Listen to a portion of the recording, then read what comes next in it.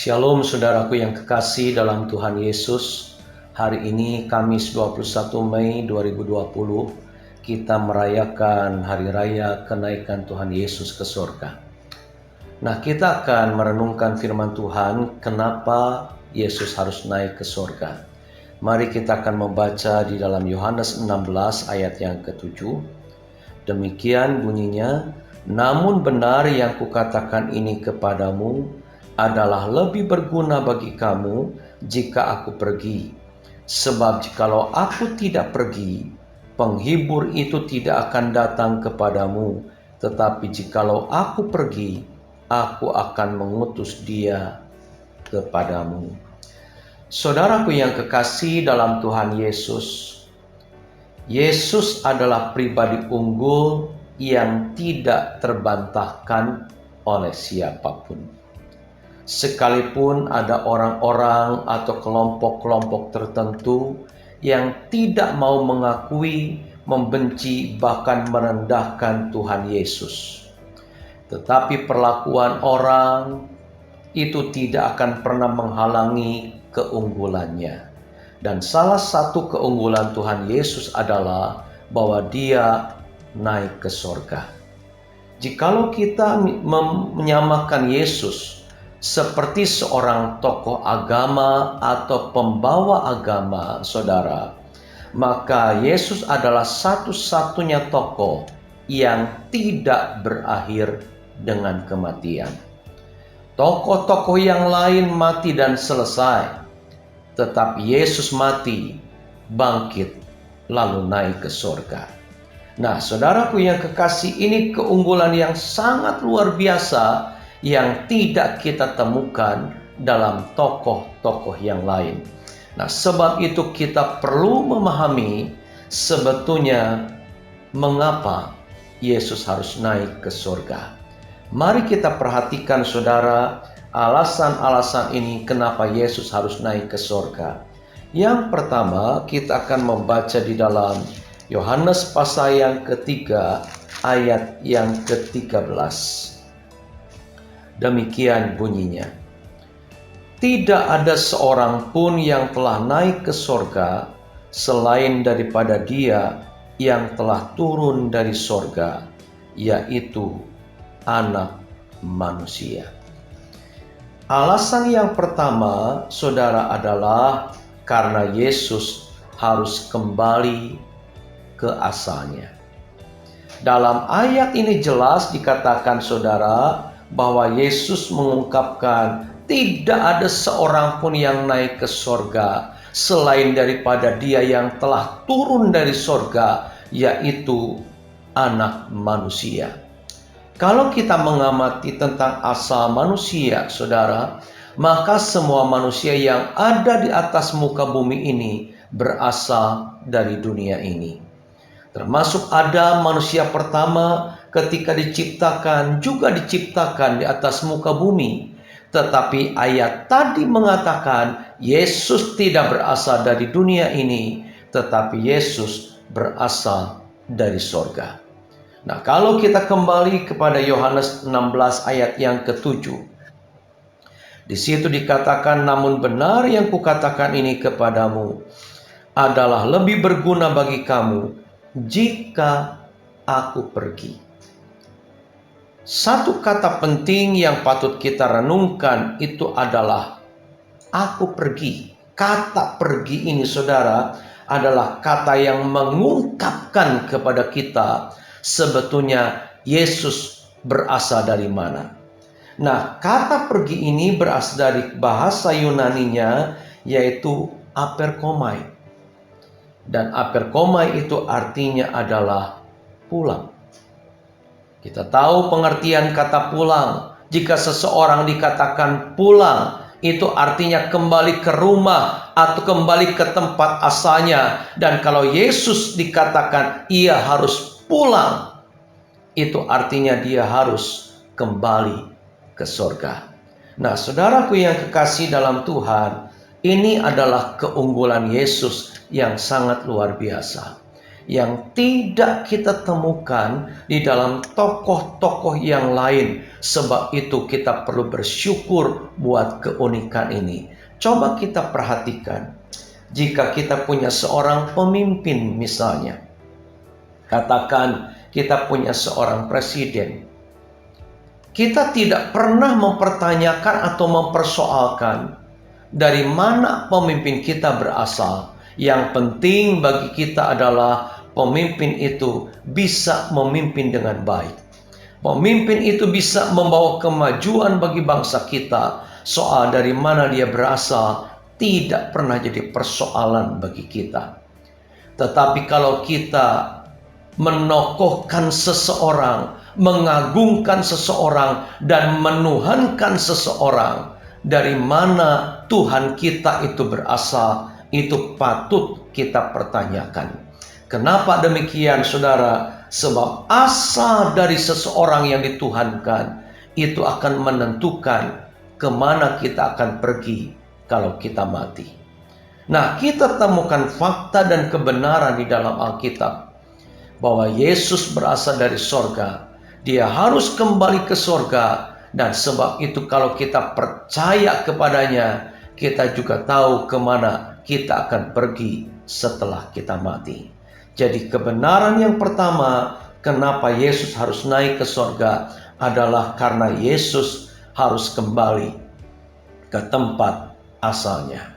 Yang kedua, saudaraku yang kekasih, kita akan membaca di dalam Yohanes 14 ayat 1 sampai dengan yang ketiga.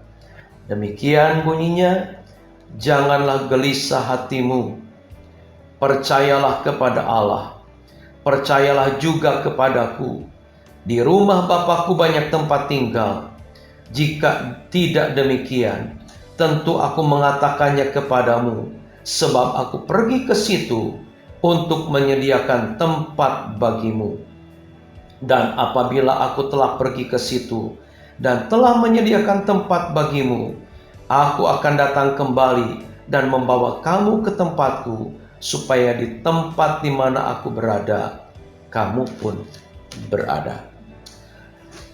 Tujuan yang kedua, mengapa Yesus harus naik ke sorga adalah karena Yesus harus menyediakan tempat bagi kita. Saudaraku yang kekasih dalam Tuhan Yesus, Yesus naik ke sorga tidak selesai tugasnya. Dia tidak diam dan menganggur di sorga, tetapi dia sibuk mempersiapkan tempat bagi setiap orang yang percaya kepadanya. Nah, saudaraku yang kekasih, ini artinya bahwa Yesus rindu kalau dia sudah di sorga, maka setiap orang yang percaya kepadanya juga tinggal bersama dengan dia. Nah, sebab itu saudaraku yang kekasih, kita menemukan kepastian di dalam Yesus kemana kita akan pergi, kemana kita akan masuk setelah kita meninggal nanti. Tugas kita adalah menjaga iman kita tetap teguh sampai Tuhan memanggil kita. Dan tujuan yang ketiga, kenapa Yesus harus naik ke sorga adalah Yohanes 16 ayat yang ke-7 berkata demikian. Namun benar yang kukatakan ini kepadamu adalah lebih berguna bagi kamu jika aku pergi.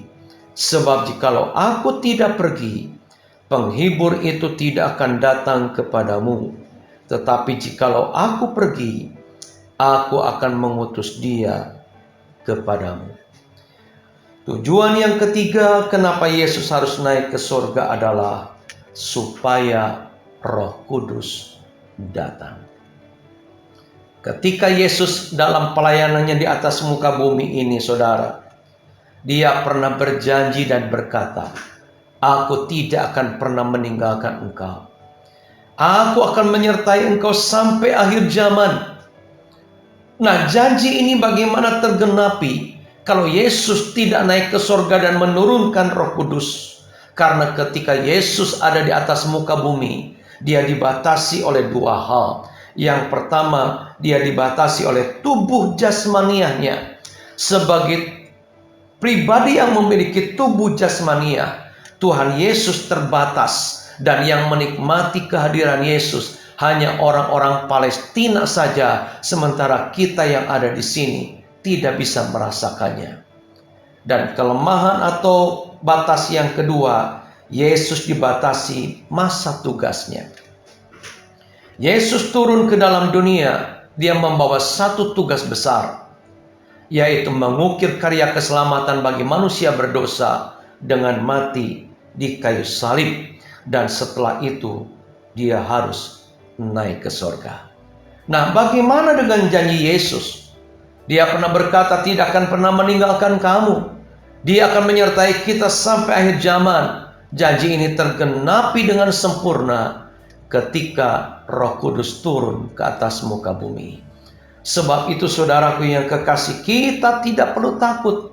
Kita tidak perlu khawatir menghadapi kehidupan ini.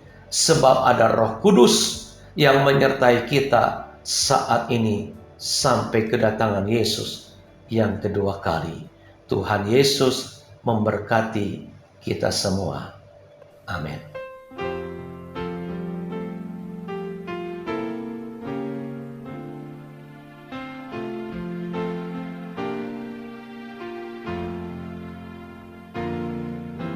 Yesus Tuhan ditinggikan atas segala alam, dimuliakan naik ke surga, berikan Roh Kudusnya. Datanglah sekarang, penuhi kami dengan kuasa-Mu, urapi kami sekarang ini dengan api Roh-Mu. Datanglah sekarang, penuhi kami dengan kuasa-Mu, urapi kami sekarang ini dengan api Roh-Mu. Roh Kudus, ini hamba-Mu.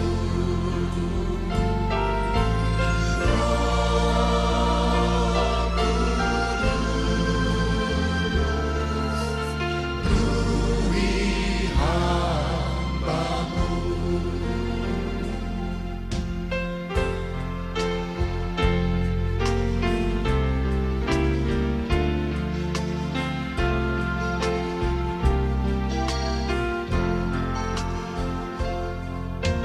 Ya Roh Kudus, curahkanlah urapan kuasa-Mu, akan hidup dan menolong dalam kehidupanku. Datanglah sekarang, penuhi kami dengan kuasa-Mu,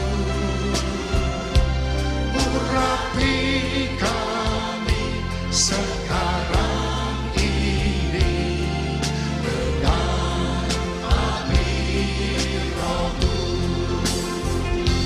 Datanglah sekarang, penuhi kami dengan kuasa-Mu, urapi kami sekarang